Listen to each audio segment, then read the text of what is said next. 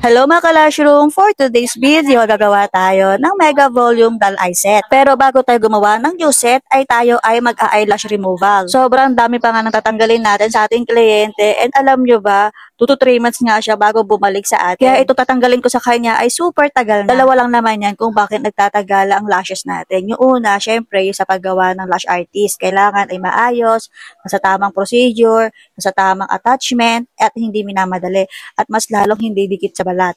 At mas lalong hindi dikit-dikit. I mean, hindi siya overglue. Pangalawa, ay sa pag-aalaga ng kliyente. Kung maayos ang lash artist natin, maayos ang paglalagay, tama ang procedure, tama ang attachment, and then, hindi marunong mag-alaga sa kliyente, kutkot dito, kutkot doon, tanggal dito, tanggal doon, ay wala din. Hindi tatagal ang retention ng ating lashes. Kaya kung tayo ay magpapalashes or meron tayong eyelash extension, ay dapat hindi natin gagawin yung mga bagay na huwag maglalagay ng mascara or anything oil kasi magdudumi yan. And bawal din po tayo mag-eyelash curler kasi naka-curl na po yan. At ang pinaka-importante ay bawal po yan kutkutin, tanggalin ng kusa kasi kusa po yan matatanggal. Kung nakakaramdam kayo ng pangangate, ay pwede nyo pong gamitin yung spoolie or brush yung binibigay sa inyo ng inyong mga lash artist. Kami sa mga kliyente namin, after ng procedure, ay binibigyan namin sila ng libreng spoolie para meron silang magamit. And kapag prone tayo sa alikabok, magme-makeup tayo, nag-eyeshadow or anything makeup, ay kailangan bago matulog, ay kailangan po ay i-lash bath natin para malinis po natin